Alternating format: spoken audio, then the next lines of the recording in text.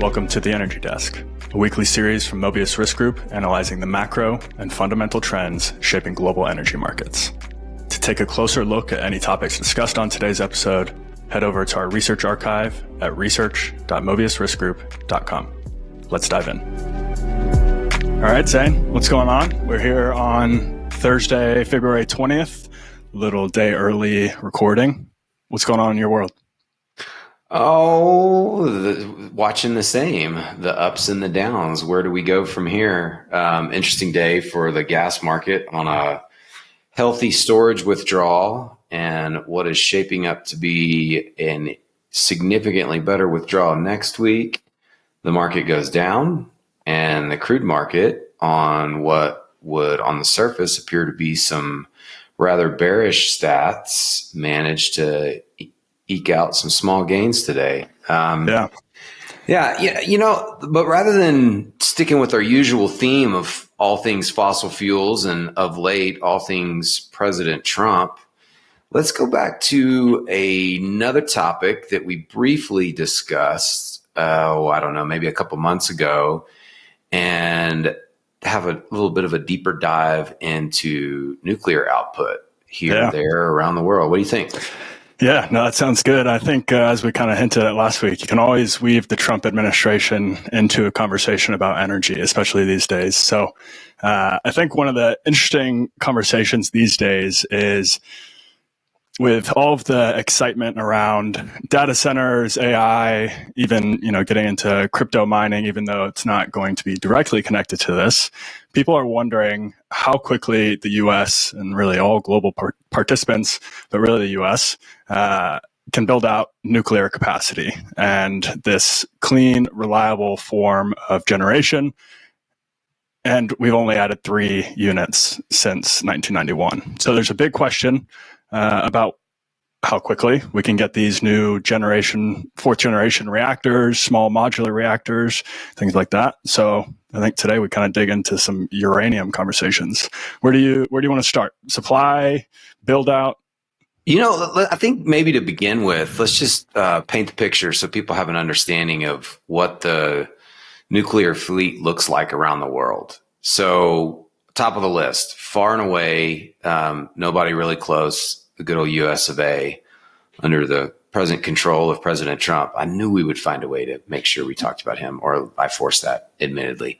93 nuclear reactors currently active with nameplate capacity of about 96 gigawatts. And then from there, you drop down to China, 55 units, 53 gigawatts. In the same ballpark with slightly higher per unit capacity as France at 56 units with 61 gigawatts. And then you begin to fall off pretty quickly. Russia and South Korea next on the list, 37 units and 26 units respectively. And both of those are around the 26, 27 gigawatts.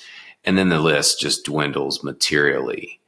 Interestingly, and is that including Japan and Japan's active or retired? I'm sorry. How could I skip over Japan? Thank you very much. 33 active units in Japan, not fair, ahead of South Korea at 32 gigawatts. I think maybe since Fukushima, I just gave up on nukes, even though they've all come back, or a lot of them have come back. That's the push. Yeah, push in the last couple of years, which is interesting.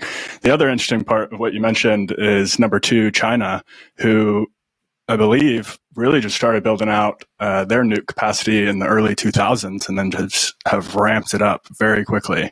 Do you have that in front of you, how quickly they've built that out? I do not. Interesting. Yeah, I'll see if I can show it in the throw. I'll go on some rant, I'm sure, at this point, and I'll maybe give you a few minutes to dig it up while I'm going on about something nuclear related. Let's see. Well, I think maybe you can carry us into the next part, and let's go from there. Let's go from there and talk about how we supply these things. What is the fuel? Uranium. So the uranium deposits around the world. Where do we get the stuff that goes into these reactors that, I guess, quietly, nobody likes to really discuss it? And what do we do with the fuel once we're done with it? because it's not like other sources of fuel in that poof, it's gone. The wind blows, it disappears. The natural gas is consumed. And yes, there's some emissions. Same with coal, and on down the list. But uranium has this pesky problem of leaving behind a spent nuclear fuel rod, or maybe in the world of The Simpsons, best known as radioactive waste. So this radioactive waste, before it becomes such used spent fuel, where does it come from? So the suppliers of uranium to the U.S., we'll start there. I know you've shared a nice list here. Top of the list, Canada, our good friend to the north, who we are proposing to install some tariffs on all imported goods, delivers 27% of the uranium to the U.S. nuclear reactors as of 2023. From there, we go down to Australia at 22%. We'll come back to Australia. I believe you got a good quote out there to share from our, I knew we're our new energy Trump secretary administration. Yep. Come on, we got to say Trump when we talk about it. And then from there, you drop down and you've got Kazakhstan at the same 22%. Our friend on the other side of the Atlantic, I say that loosely, of course, Russia at 12%. And then surprisingly to myself, and I imagine just about anyone listening, or maybe even those that feel fairly well versed in the world of nuclear fired power in the U.S., number 5 on the list, Uzbekistan at 10%. I guess we got the stands on the list with Russia as a neighbor. So clearly the Earth created some uranium deposits in that part of the world. Yeah, it's impressive to see the concentration of the uranium supply chain. Really, even in the U.S., where you have this contentious relationship at times with Russia, we're still extremely reliant on Russian enrichment capacity. We're still importing, as you said, about 12% of our concentrate from Russia. And then, last August, the new regulations or new legislation on banning imports from Russia went into place. And now we have kind of this tit for tat export-import restrictions going both ways. And one of the kind of interesting tangential points on that is what that's doing to China's enrichment capacity, where they are now building out quite a bit of enrichment and have a more developed nuclear supply chain that we are increasingly pulling from. And so some questions about whether we're just buying Russian uranium through China. But I think that's maybe one of the things that we'll have to figure out in the next little bit here, because as we kind of kicked off the conversation, there are big unknowns about how quickly we can build out uranium. And I think the big outstanding question is, what are we going to do with the domestic supply chain when we're importing 99% of the uranium concentrate used by reactors? Where do we go? And what are the costs to, I guess, establish that energy security, that fuel security? Do you have any thoughts on kind of like what needs to change, or? Well, I don't want to steal your thunder. I think this is the perfect moment to share the quote from the new energy secretary, Chris Wright. Yeah, so I thought this was just kind of interesting. You pointed out some of his commentary regarding oil and gas production in the last few years. This one was a similar vein, but he said that, paraphrasing, he would love to see Australia get in the game of supplying uranium and maybe going down that nuclear road themselves. But as we look back at the statistics that you provided earlier of what the U.S. uranium concentrate supply chain looks like, Australia already supplies over a fifth of our uranium concentrate. And I believe, as you also covered, our proven uranium reserves, top 10, Australia is number 1 with about 1.7 million metric tons. And that's 28% of the world's proven uranium reserves. And that's followed by Kazakhstan and Canada and Russia. And so, interesting quote that I think is maybe, without context, a little bit confusing. And really, I think the answer to that is to secure the U.S. supply chain, we have to look to some partners because we don't have the domestic resources or the production at a level that is necessary to meet our domestic demand. And so we have to look to, say, the Five Eyes, who's going to be a long-standing partner, most likely. And Australia is definitely the key to doing that. So I think some of the other partners that are worth kind of keeping an eye on is the other big one outside of Russia's, I believe it's Rosatom, but we have France's Orano, and they are developing a lot of mines outside of France, and they are deeply embedded in the U.S. domestic processing chain with enrichment capacity and various other steps along that supply chain. But they're looking at Canada, Namibia, Niger, and Mongolia to develop new reserves. But I think that's maybe Well, I think you just provided a clue there to so how do we do this? If we're going to increase nuclear-fired power generation, by the way, there are no nuclear-fired power plant generation adds planned at this point. So, in some ways, it's just a very hypothetical discussion, but worth, bringing up, thus our topic today, with this proposed prolific build out of data centers, the ongoing crypto craze. How are we going to power all that we need? Unless the price of natural gas is going to triple, and we're going to, open up, every possible shipping route through the Arctic. We'll come back to that later. We're going to have a problem satisfying this demand. So thus the reason to discuss nuclear fired power. And the question you asked earlier is where are we going to get it and how are we going to get it? That point you bring up about France's Orano, I imagine that is the way that it would be solved. You would have a foreign ally, if you will, encouraged, quite possibly financially backed, go in and own the production rights in a country that we may not be so friendly with. So we can put a nice, shiny sticker on the side that says, hey, look, we bought our uranium from France. Yeah, and a stamp of a little bit of reliability or security, even if it's not as secure as domestic. Yeah, honestly, between that path and outright war, it's clearly a problem, other than furthering our, nuclear relationship with Canada, which is, at this present moment feels like an interesting proposition. And maybe that's the, the tariff game that gets played.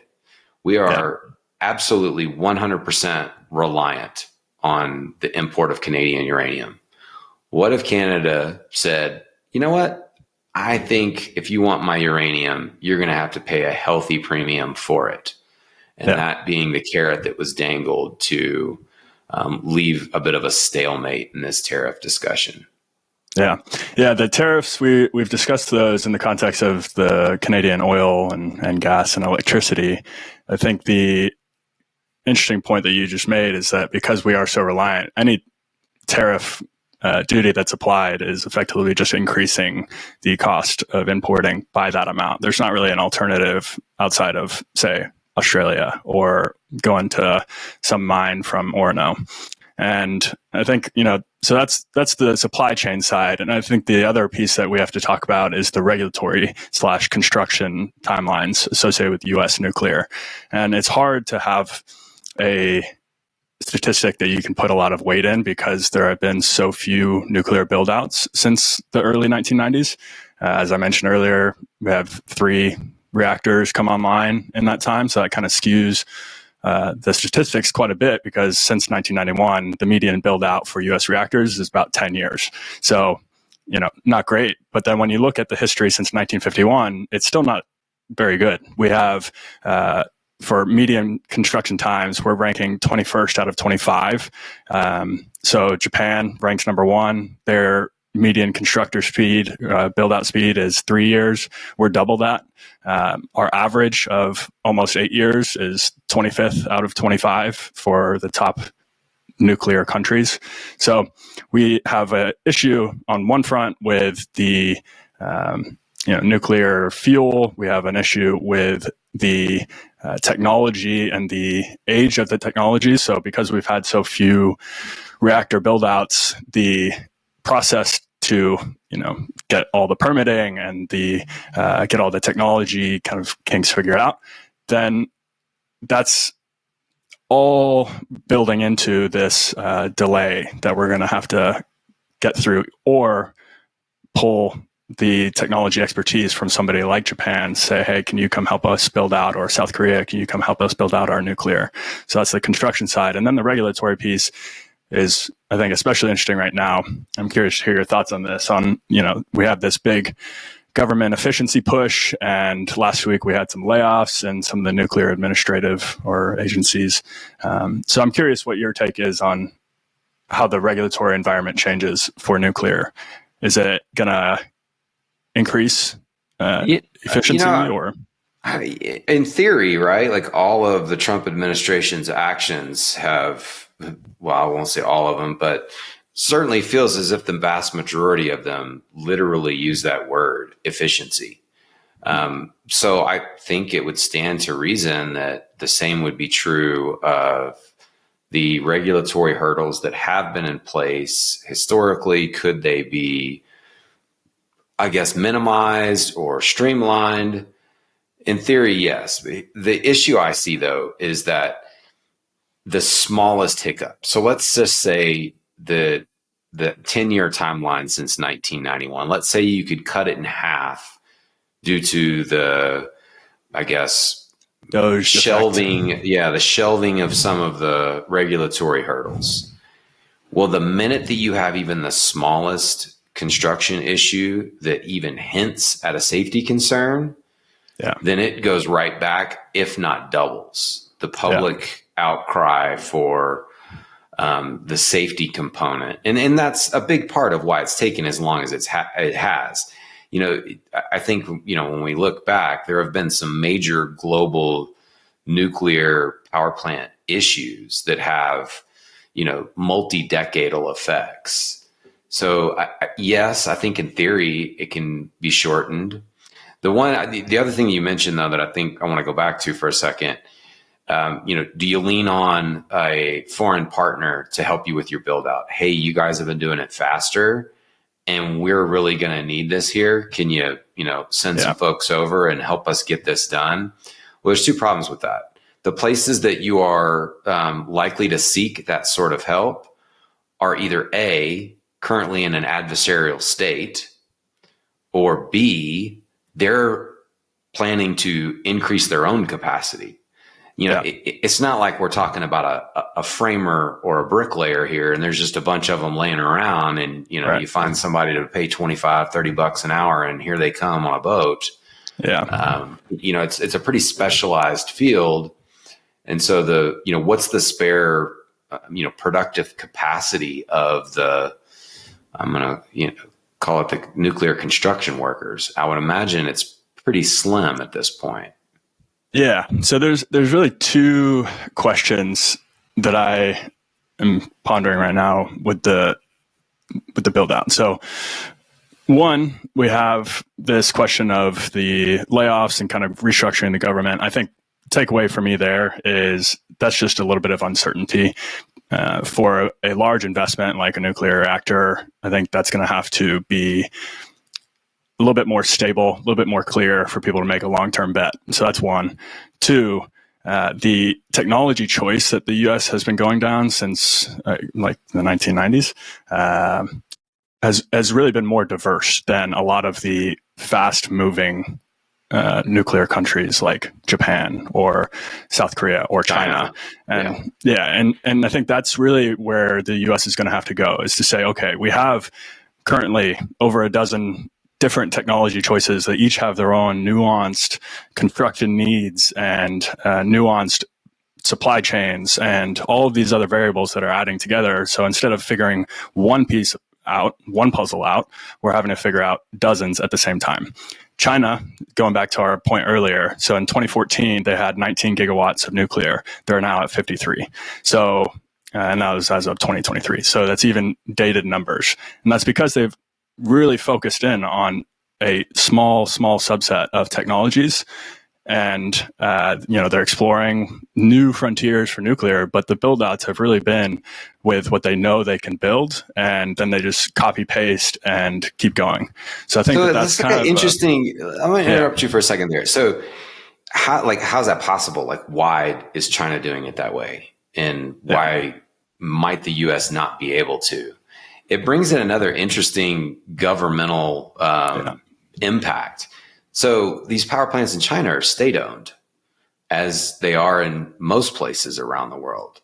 And not that there will ever see a merchant nuclear-fired power plant built in the US or maybe any country. It's just too expensive. So they're utility-based. So in the US. So a utility owns this nuclear-fired power plant. It passes on all the costs to the ratepayers, convinces the ratepayers it's a great idea. And so that's where I think this varied technology issue comes into play, is each utility may have a very different opinion, and they're subject matter experts that they want to lean on to determine which technology.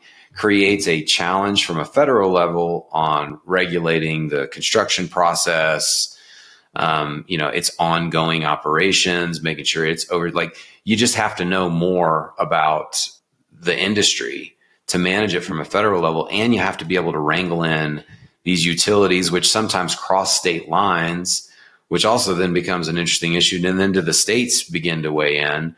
So unless there's a almost like a preferred list, like, hey, we'll get your nuclear fired power plant built in a hurry, says the federal government, and here's your list of technology you can choose from if you want our help.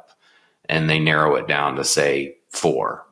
It's the only way I can imagine that you could overcome that issue of utility impact, state impact, all the way back to the top at the federal level. Yeah, it's definitely the paradox of choice happening in the U.S. And I wonder, as you mentioned, you have the government style difference. You also have a little bit of the cultural difference at play, where the U.S. is kind of leading the frontiers of technology development, but putting that into place is a different question.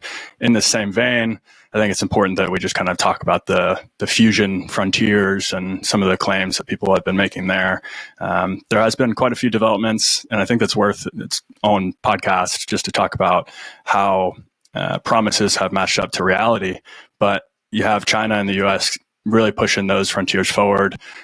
U.S. industries pushing for an early 2030s timeline to operational fusion reactors. I think that's a little bit optimistic, but again, like we've said before, don't want to bet against nuclear in any way.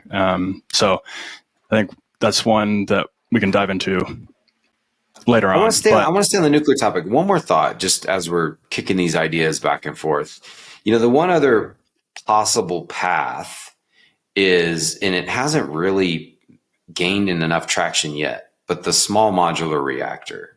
Yeah. Could you just oversee the small modular reactor universe and allow, because those will and can be built on a merchant basis. Yeah. And is that a path to, you're adding, dozens, hundreds of small pieces to make the pie grow. And, is it possible that is truly the path of least resistance when in terms of efficiently adding new nuclear fired power generation? Yeah.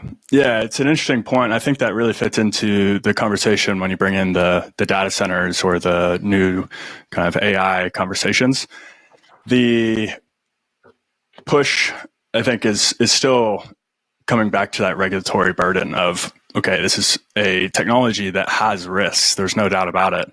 Some of these new generation small modular reactors are using higher enrichment uranium. And so that also raises another security risk, because you're still far from the levels required for a nuclear weapon, which is around 90+%.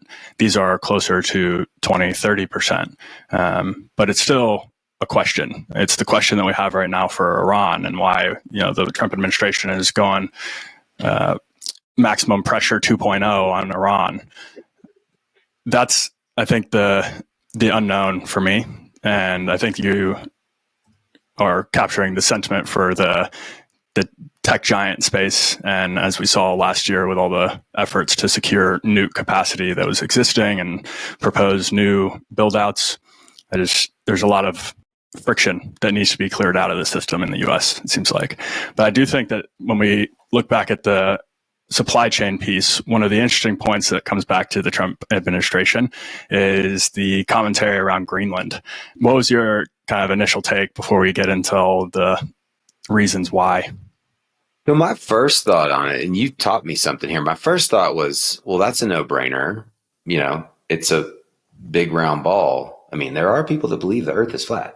However, and staying with the theme that this is a big round ball that we live on, by transporting whatever it is that you want to transport across an Arctic sea route, you are significantly reducing the cost to move a good from point A to point B. And in the case of the United States, with our remarkably prolific growth in fossil fuel exports, that's a valuable path to own some rights to.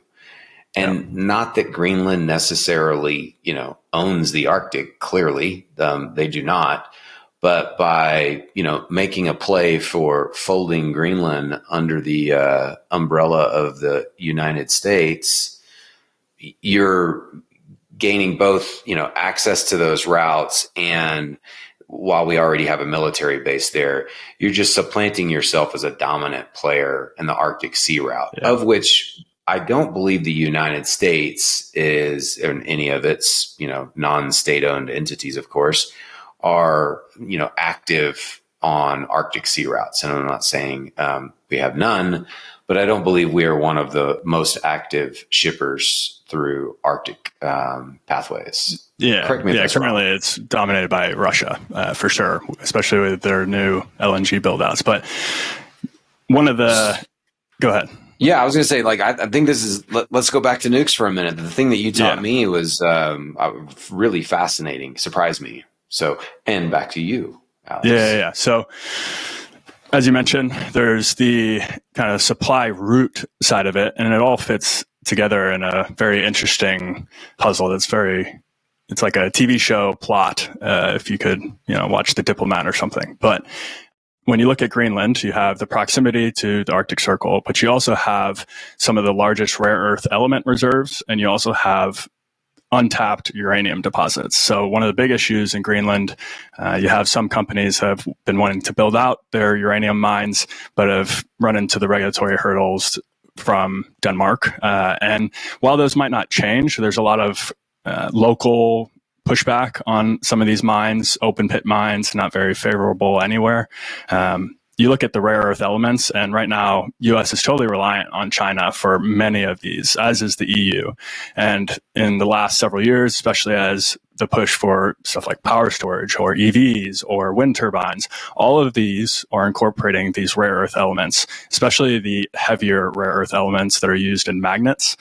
And Greenland has 25 of the 34 on the EU's critical mineral list. They have the 8th largest rare earth element reserves in the world, and they're largely untapped. They, as I mentioned, have a lot of the regulations that prevent mining. So there is the question of, okay, if the US and EU, kind of this Western world, needs secure rare earth elements and, in a future scenario, some uranium, then Greenland definitely makes sense. Touching on the other point that you made, though, on the natural gas front, the LNG. So Russia has been building out their LNG export terminals in the Arctic. They use that route to go west to Asia, or east to Asia, rather. And when it's a little bit difficult to imagine, because I think most people look at maps and the way that maps are always displayed, flat. You're just looking at the two hemispheres, east and west. To really paint the picture, I think it's important to look at the globe top down, and you start to understand the proximity of each of these routes between the US, EU, and Russia. many of the world's most powerful economies are touching the Arctic or close to the Arctic. And Greenland has, on both sides, 2 exit points.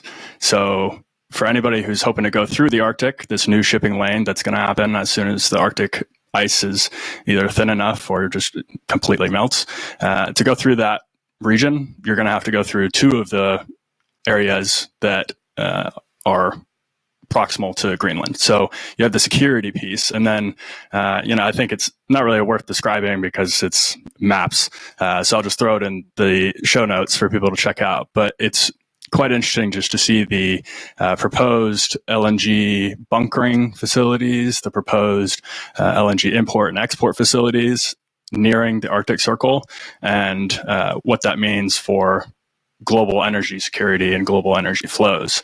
I think the last point that I want to add there is that according to the USGS, their estimates say that the Arctic holds about 30% of global undiscovered natural gas. So you have the transportation of energy, you have the underlying minerals and the uranium for the powerful nuclear capacity that lasts for a century, but you also have the short-term solution in natural gas that is just not really accessed right now because of the Arctic Circle or the Arctic ice.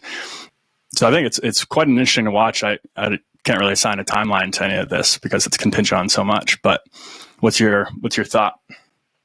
I think first on the list is, how does this relationship with Canada unfold? Greenland is, clearly has got some interesting holdings in terms of energy capacity, the shipping routes, and it is proximal to Canada. So that would be, I think, my top of my list on how is this going to unfold. The relationship between the Trump administration and the EU right now is shaky at best. Yeah. And so I imagine there would be a pretty strong resistance.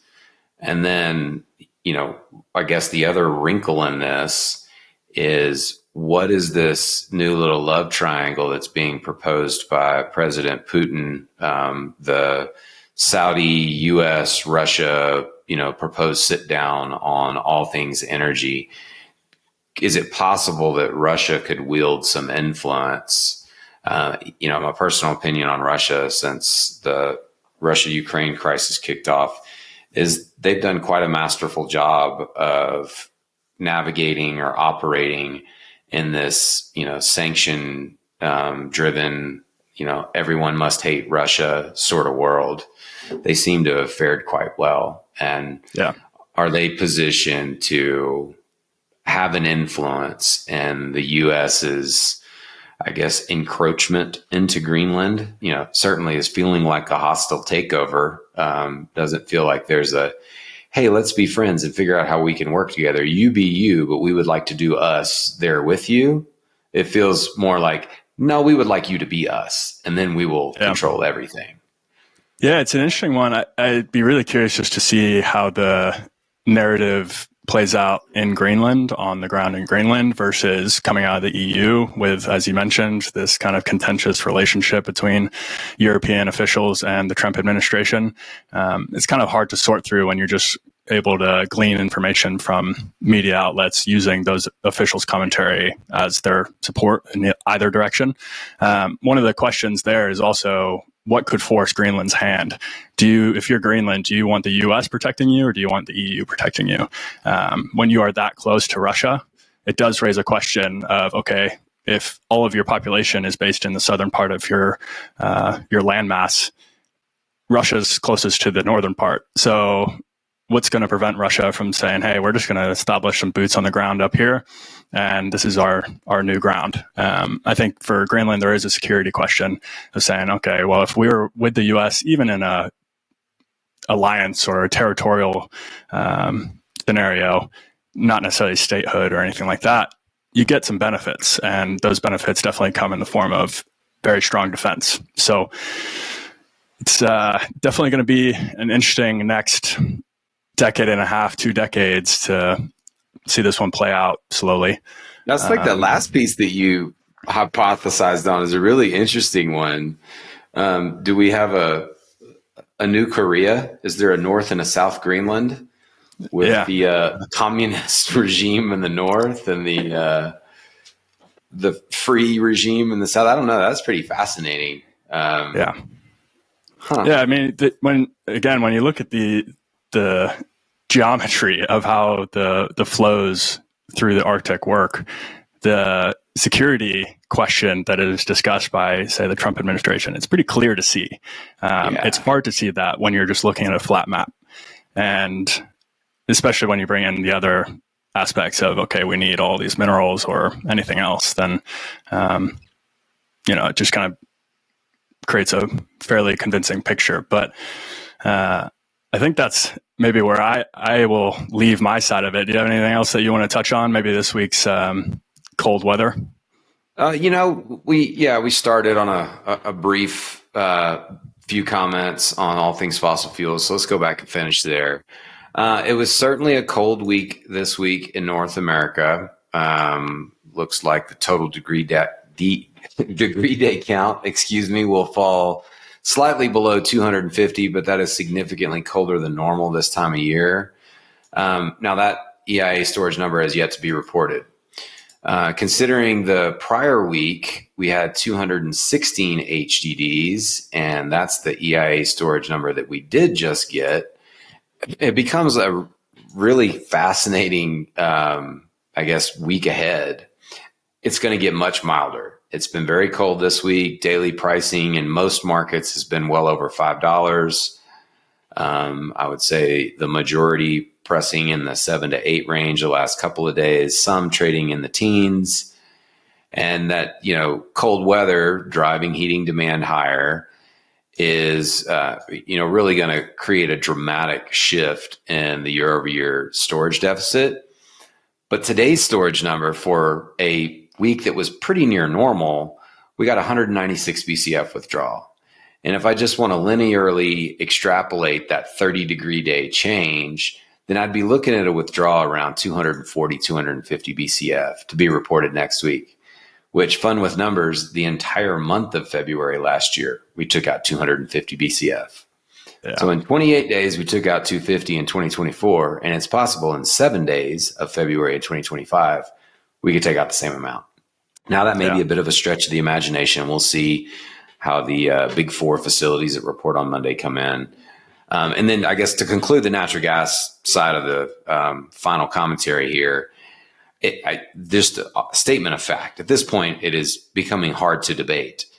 We are quite likely tracking to a 1.5 to 1.6 TCF end of March inventory level. Yeah. And yet, I cannot stop banging this drum. The winter to date plus the forward forecast is still slightly warmer than normal. Admittedly, the coldest time of year, January and February, we have gotten cold, and that creates this kind of parabolic demand effect. So I'm not going to dismiss that. However, the gas-weighted HDD count is still warmer than normal, and we're going to end up with somewhere between 1.5 and 1.6 TCF in storage, unless March ends up in multiple standard deviation territory, either cold or warm. And wasn't like the median forecast for end of season storage, wasn't that around 2? 1.9. I would say 1.8 to 2 TCF. Yeah, right so up off by against 25%. Yeah. I mean, no big deal. What did I miss here? Oh, it was cold. Oh, wait, no, it wasn't. Got a little bit of a problem on our hands. And that really explains why you've seen such a dramatic shift in the shape of the curve. I had numerous conversations with everybody from speculative market participants to bank desks to E&Ps, and the prevailing view, we'll say that we called the bullish rally each of the last two winters. And so, clearly I'm acknowledging that last winter it didn't happen. It was incredibly mild. And so the prevailing narrative was a bearish Cal 25, bullish Cal 26. The demand is coming, it's just not right now. And our thesis was, no, weather adjusted balances are still tight. We're undersupplied. And lo and behold, here we sit, even after a rough day today. As noted at the outset of this podcast, we still have Cal 25 trading, about 15 cents, or Bow 25 trading about 15 cents over Cal 26. Keep in mind, the two coldest months of the year, January and February, like we've talked about, are, where that parabolic demand impact can occur. Those months have already rolled off the board for 25.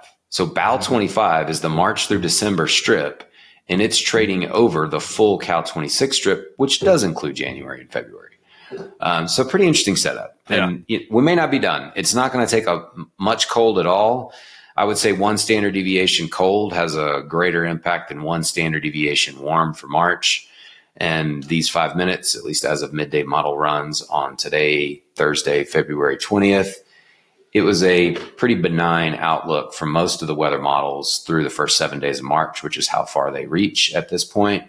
Slight cool lean, but not even approaching a full one standard deviation, with a couple of outliers, of course. One of the primary or the big four weather models, the GFS operational, which no one ever seems to trust, it has just a absolute, freezing forecast for those first 7 days of March. And, it'll have to stick around, and the other models will have to follow suit, which could occur by Monday, and off to the races we go again, if that is where we're headed. All right, that's enough for natural gas. Let's go to crude real quick. That's good, yeah. Crude stats. There was a delay because of the President's Day holiday, and we get crude stats on a Thursday instead of a Wednesday. The headline number being the 4.6 million barrel build in crude inventory. Now, that was a little bit larger than the same week last year, so the year-over-year deficit narrowed, but it still stands at about 10 million barrels. We've gotten 4 weeks in a row now where crude inventory is built, not, all that uncommon for this time of year. In that 4 week period, we've still added about 2 million barrels less than we did the same period last year. So crude inventory is not necessarily in like pound the table bullish territory, but it's not, by the same token, it's certainly not in bearish territory. I think the more interesting shift is what we've seen in products, where you look at late last year, or I guess I should say early Q4, and gasoline stocks were plummeting to the bottom of the 5-year range. And it looked like if there was going to be a product-led rally for the crude complex, gasoline was going to lead the way. And then in a matter of minutes, it seemed there was a dramatic flip because diesel or distillate stocks at that time were just kind of middling, pretty near 2019 levels, which we often use as a reference point. Because when you take a 5-year average, you've got 2020 in there, which skews the entire chart. And then you've seen this flip-flop where gasoline stocks have built dramatically to begin the new year, while distillate stocks have plummeted dramatically. And so the two inventory data points today for those products, distillate inventory dropped 2.1 million barrels and gasoline inventory only 0.2 million barrels. So where does that leave us with inventory for the refined products? We got about a 5 million barrel year-over-year deficit for diesel, and we're essentially flat as a pancake, right at 248 million barrels of gasoline available in storage. And when you think of that 5 million barrel deficit in distillate stocks year over year compared to the 10 million barrel deficit for crude, in percentage terms, that's far more significant, meaning that 5% for diesel, because the diesel on hand is typically about a quarter of the size of how much crude is on hand. So a 5% deficit can have a more dramatic price impact in a short period of time than a even twice the magnitude deficit in absolute terms that you see for crude. So where do we go from here with crude? Here we are at the end of the day, late afternoon on Thursday the 20th. And the front month WTI contract, I guess I'll say the front two because we're expiring here, right around 72.50. And that is about as boring as it can be. I'd have to go back and look, and we're at the end of our rope here today. So I'm not going to do it and just stick my neck out there and say, I'm pretty sure that's about where we've averaged for the last 4 months. Yeah, 70 to 80, just kind of back and forth. Well, no, I mean, I'm saying we're within like $1 of the actual, multi-month realized daily settle. So, I mean, we're just, there's a whole lot of nothing. We started talking about this, I guess 2-3 weeks ago, the amount of chaos and confusion the barrage of executive orders was creating, and how, our thesis at the time was we probably end up going nowhere because it's just too hard for anybody to make any sense of. And just this week, I've started to see a lot more of those headlines out there, literally stating just that. Too much new information for the market to take direction from. Yeah. And so you with certainly that, see it in specs. Yeah. I mean, the last point on that is just spec open interest has just been staying pretty low. And I think that's a perfect support indicator. Of that. Yeah. That is the indicator. You're right. Yeah. Well, that's perfect. I think we'll wrap it up there and get back to it next week. Sounds good. See you next Friday. See ya. Thanks for joining us at the Energy Desk. Again, this is a limited series. So if you want to hear more episodes, you'll have to let us know by hitting follow wherever you get your podcasts, or by sending me a message at amelvin@mobiusriskgroup.com. See you soon. And please keep in mind, this commentary contains our views and opinions and is based on information from sources we believe are reliable. This commentary is for informational purposes, should not be considered investment advice, and is not intended as an offer or solicitation with respect to the purchase and sale of commodity interests, or to serve as the basis for one to decide to execute derivatives or other transactions. This commentary is not considered promotional material.